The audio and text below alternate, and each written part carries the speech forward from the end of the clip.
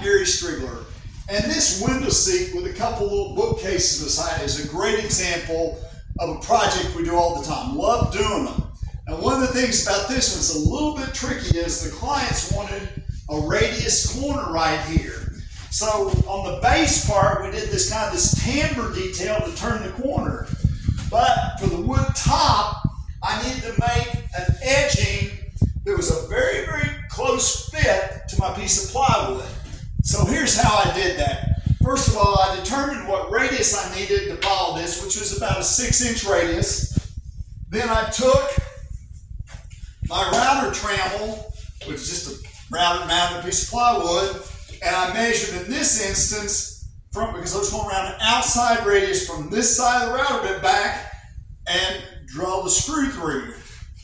Screwed that to a piece of MDF and cut the radius. Now again, the reason I wanted to measure from that part of the router bit is because I was going around an outside radius. If I needed to be on the other side, if I was going to do a radius here, I would have measured to the longest side of the router bit. But anyway, once I made that first piece, that first cut, then I laid that on top of another piece of MDF and just cut kind of close to it with a jigsaw. Now, I made this radius cut here. You know, this radius doesn't follow this one because I needed to be able, this is the form I built my edge on.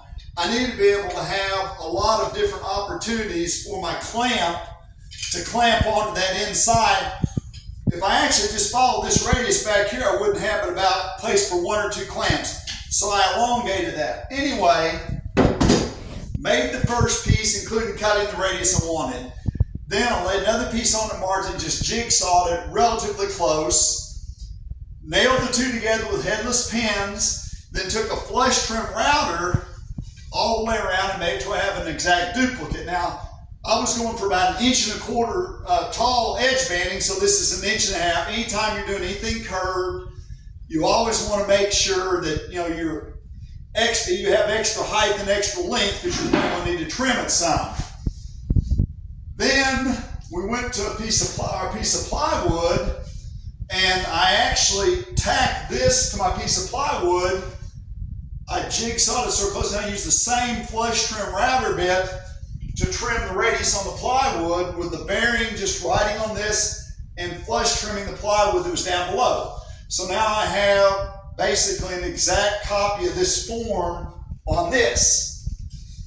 It took quite a few laminating layers because this is a tight radius. I think I had maybe 6 or 7 very thin pieces bent around here to equal to a strong 3/4 inch.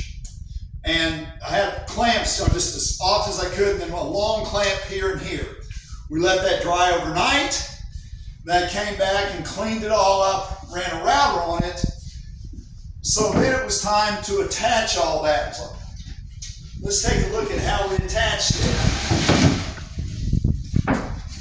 We took, I could do dominoes. I happened to have a biscuit joiner on the job, so we alternated.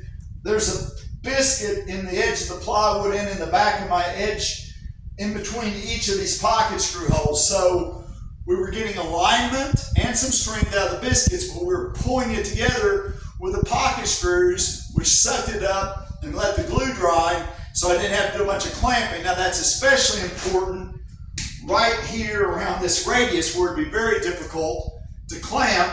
The other thing that we had to do, because we were over 8 feet long, is we put a splice here that was going to be somewhere, underneath this cabinet. So instead of having an 18-inch splice, we just had about a 6-inch splice. Anyway, so that's how we created this radius. It was a very, very close match because I used the very same pattern to cut the radius in the plywood that I did to make my form. Of course, there's been a good bit of sanding and clamping. It always takes a little bit of that. But let's lay this back in there, Oscar. I'm pretty happy with the results. We've still got a little bit of fine tune to do, but I know the homeowner is going to love this.